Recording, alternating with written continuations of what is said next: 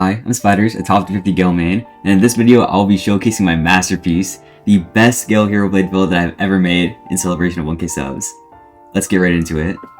Okay, so starting off with the stats, it may seem basic, but it does have some noteworthy differences from a normal Gale Heroblade build, which I'll get into in the talents section. Also, one thing I'd like to mention is this is supposed to be 65 agility, but since my race is Ettrian, it says 63 because of innate 2 agility, so keep that in mind.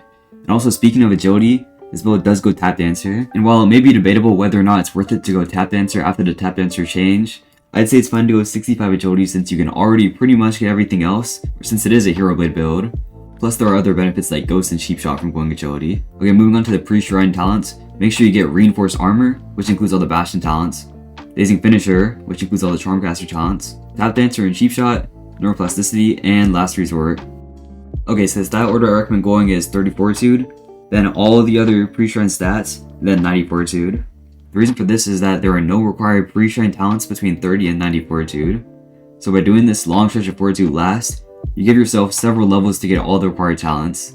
To get reinforced armor at the end, you can either level up, or if you want to min-max, re-roll for reinforced armor at the Shrine of Chance. Also, I recommend going 6 vitality and 6th edition based on the current meta, however you can tailor your traits to your preferences. So really quick, here are the talents that I went on this build.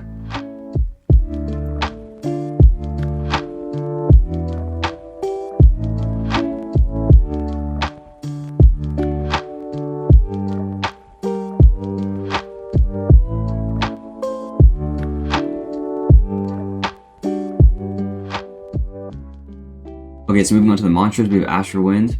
Astral Wind, very core part of Gale. It did just get nerfed, so make sure you have these modifiers on, rush archer shards to make up for that a little bit at least. And Bloodless Gems, this does a lot of damage, will help you. Next we have Gale Lunge, no modifiers, Wind Gem, pretty basic. Heavenly Wind, same thing, Bloodless Gem, level 5, no modifiers, simple. Radiant Kick, which is, whole point of going Dawn Walker pretty much these days. Very quick, very hard to react to. And also Rising Wind, same thing, no modifiers, Bloodless Gem. Does a lot of damage, so go Bloodless Gem. Dash, I had this level 2, but then I re-rolled it to go Gale Wisp to try out the new path. I'm not sure what leveling it up does though, but yeah, always go Blue Gem. Other gems don't really affect it. Same thing with Reinforce, level 1 to spam healing. And Champion's Roll Throw, no modifiers. No Bloodless Gem on it because Bloodless Gems don't work on it for some reason. So keep a Blessed Gem on it, always have it up in case you need it. Wind Passage, keep a Bloodless Gem on it because it actually does pretty decent damage, and sometimes there are some use cases for it as a damage source. And 3 Perfect Lenses to make sure you get that range and mobility. Moving on to the equipment. Okay, so basic Heroblade of Winds. I've only got a 2-star pen because it's really cancerous farming for these. I'll probably get a better one eventually. Also have the Path's Defender. This is just for Turtle Shell. I don't usually use it as an actual shield. Make sure you get this pre-shrine by the way because you can't get it post-shrine since you only have 65 fortitude. Here's my Iron Trigger Heavy Plate. Has 26 HP, 12 ether, 7% physical. It's very, very close to God Rolled. If this was 10 ether instead of 12, it would have been. But very, very good either way. Also Viscosity. Viscosity is really important, at least for Chime, because without it, you'll lose every game that goes to Storm. So that's very important for that. Also has lots of other benefits. Not being auto-grips by most stuff and all that. So pretty good, recommend it. Also the Prophet's Cloak, make sure you go this for the 25%. Pen Kit from Crippling Darkness. Moonlit Earrings, just plus 2 HP. Best earrings. Same with Bloodfeather Mask, plus 5% Shadow Armor. Best mask you can get. Authority Helm, this is a God rolled Authority Helm. 24 HP, 3% elemental, 3% physical. Can't really get much better than that. Also has Multiplicity, which sometimes just gives you free healing and free food as well, so make sure you go this. Mercenary Boots. This is the one part of equipment that I could really do better on.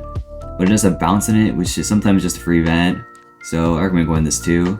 Okay, so we have Ring of Pestilence, 1 posture, could be 2 posture, but have not gone lucky yet. 3 posture, 3 HP Rose's Ring, 3 posture, 3 HP Hero's Rings, these are both God rolled. Maximizing posture as you can see. Also plus 1 posture Congress Clutch Ring. Unfortunately, I did have a 2 posture Congress Clutch Ring, but after an update, it got re-rolled to HP, which really screwed me up, so I'm kind of annoyed about that. But I'll get plus 2 posture one eventually.